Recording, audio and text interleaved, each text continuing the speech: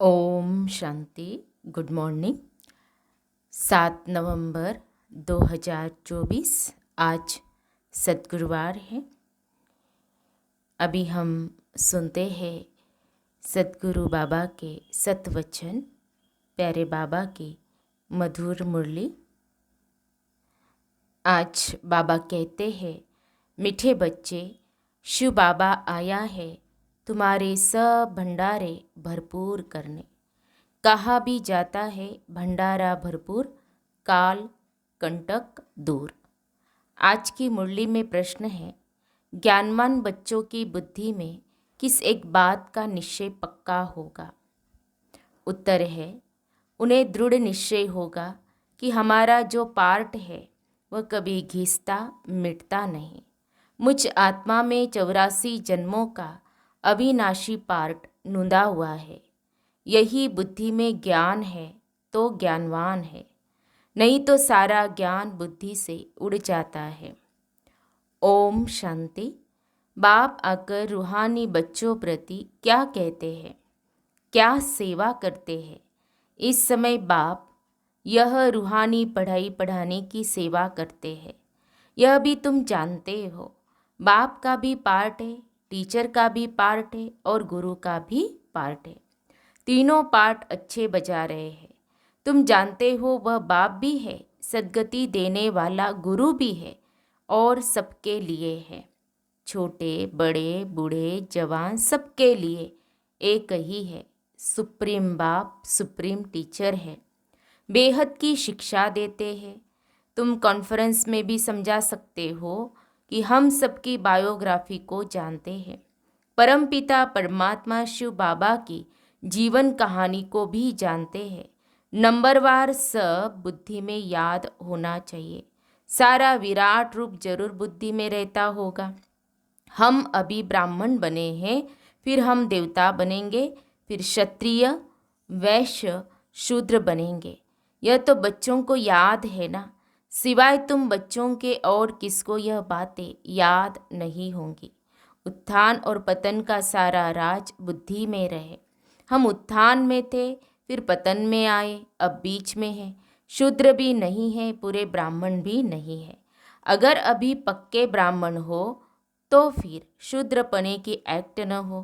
ब्राह्मणों में भी फिर शूद्रपना आ जाता है। यह भी तुम जानते हो। कब से पाप शुरू किए हैं? जब से काम चिता पर चढ़े हो। तो तुम्हारी बुद्धि में सारा चक्र है। ऊपर में है परम पिता परमात्मा बाप, फिर तुम हो आत्माएं हैं। ये बातें तुम बच्चों की बुद्धि में जरूर याद रहनी चाहिए। अभी हम ब्राह्मण हैं, देवता बन रहे हैं, फिर वैश्य शूद्र डिनास्टी में आएंगे। तो बाप आकर के हमको शूद्र से ब्राह्मण बनाते हैं, फिर हम ब्राह्मण से देवता बनेंगे। ब्राह्मण बन कर्मातीत अवस्था को प्राप्त कर फिर वापस जाएंगे। तुम बाप को भी जानते हो। बाजोली व 84 के चक्र को भी तुम जानते हो।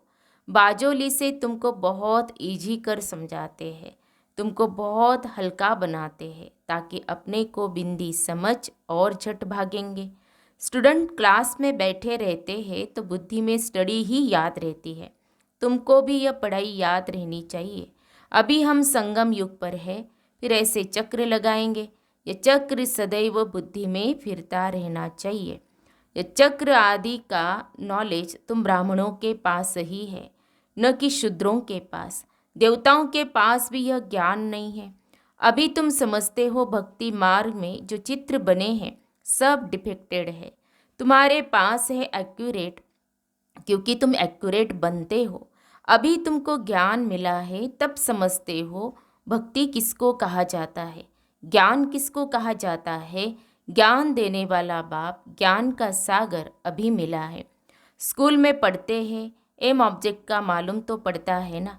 भक्ति मार्ग में तो एम ऑब्जेक्ट होती नहीं।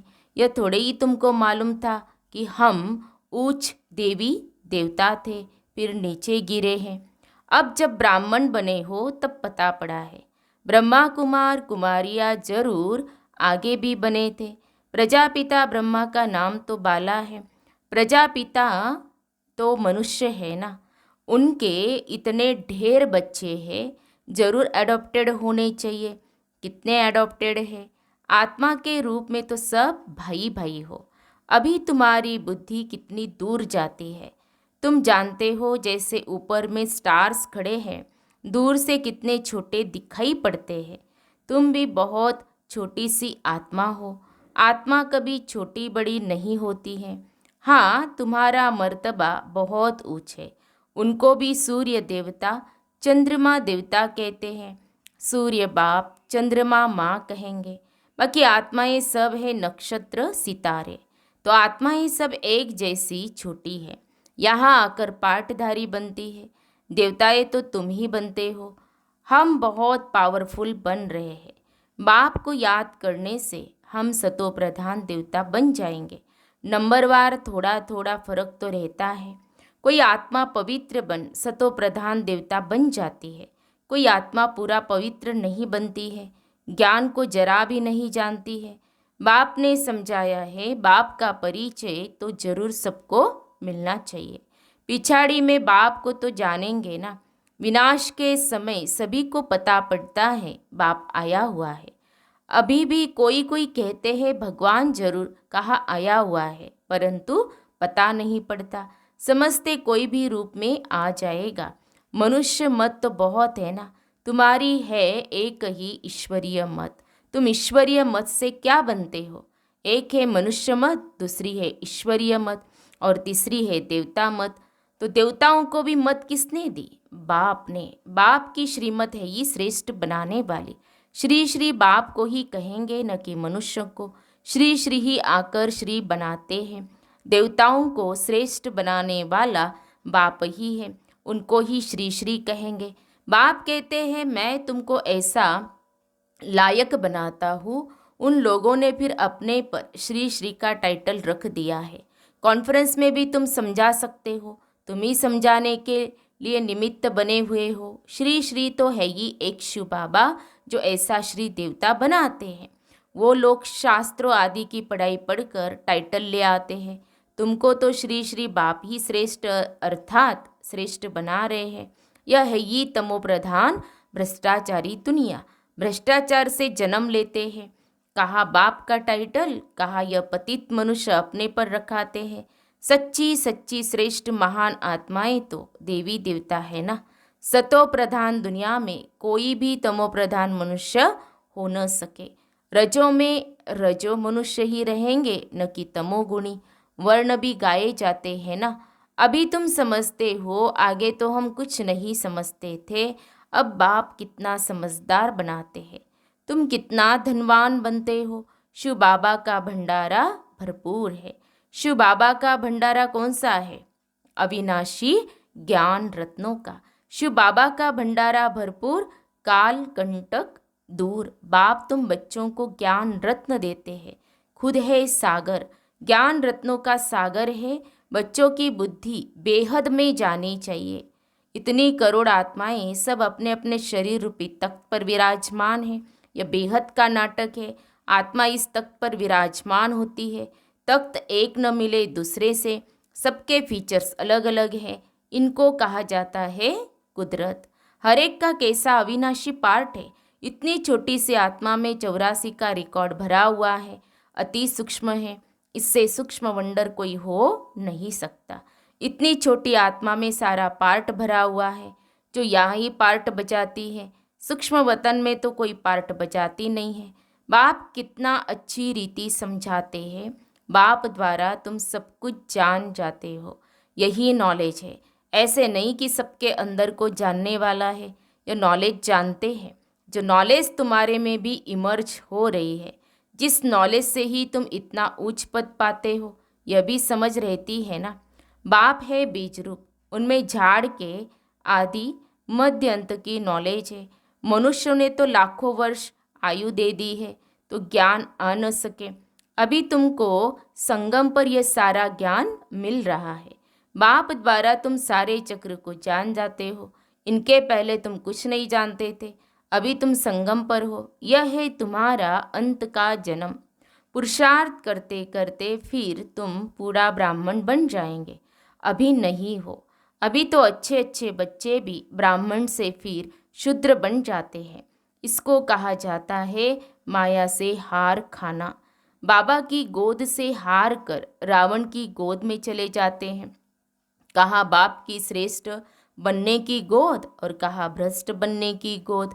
सेकंड में जीवन मुक्ति, सेकंड में पूरी दुर्दशा हो जाती है। ब्राह्मण बच्चे अच्छी रीति जानते हैं कैसे दुर्दशा हो जाती है। आज बाप के बनते, कल फिर माया के पंजे में आकर रावण के बन जाते हैं। फिर तुम बचाने की कोशिश करते हो तो कोई कोई बच भी जाते हैं। तुम देखते हो डूबते हैं तो बचाने की कोशिश करते रहो। कितनी खिटखिट होती है। तो बाप बैठ बच्चों को समझाते हैं, यहाँ स्कूल में तुम पढ़ते हो ना, तुमको मालूम है कैसे हम यह चक्र लगाते हैं। तुम बच्चों को श्रीमत मिलती है, ऐसे ऐसे करो। भगवान उवाच तो जरूर है, उनकी श्रीमत हुई ना। मैं तुम बच्चों को अब शूद्र से देवता बनाने आया हूँ। अभी कलयुग में है शूद्र संप्रदाय। तुम जानते हो कलयुग पूरा हो रहा है। तुम संगम पर बैठे हो। यह बाप द्वारा तुमको नॉलेज मिली है। शास्त्र जो भी बनाए हैं उन सब में है मनुष्य मत। ईश्वर तो शास्त्र बनाते नहीं। एक गीता के ऊपर ही कितने नाम रख दी है। गांधी गीता, टैगोर गीता आदि आदि ढेर नाम है। गीता को मनुष्य इतना क्यों पढ़ते हैं? समझते तो कुछ भी नहीं। अध्याय वही उठाकर अर्थ अपना अपना करते रहते हैं। वह तो सब मनुष्यों के बनाए हुए हो गए ना। तुम कह सकते हो मनुष्य मत की बनाई हुई गीता पढ़ने से आज यह हाल हुआ है। गीता ही पहला नंबर का शास्त्र है ना। वह है देवी देवता धर्म का शास्त्र। यह तुम्हारा ब्राह्मण कुल है, यह भी ब्राह्मण धर्म है ना। कितने धर्म है, जिसने जो धर्म रचा है उनका वह नाम चलता है। जैनी लोग महावीर कहते हैं। तुम बच्चे सब महावीर महावीरनिया हो। तुम्हारा मंदिर में यादगार है, राजयोग है ना। नीचे योग तपस्या में बैठे हैं, ऊपर में राजाई का चित्र है। राजयोग का एक्यूरेट मंदिर है। फिर कोई ने क्या नाम रख दिया है, कोई ने क्या।